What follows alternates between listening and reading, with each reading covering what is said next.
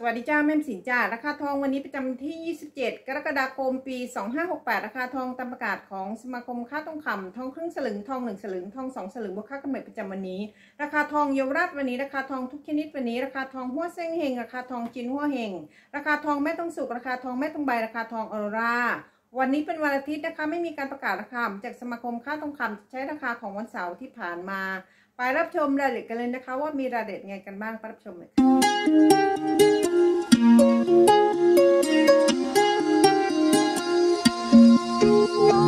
ะ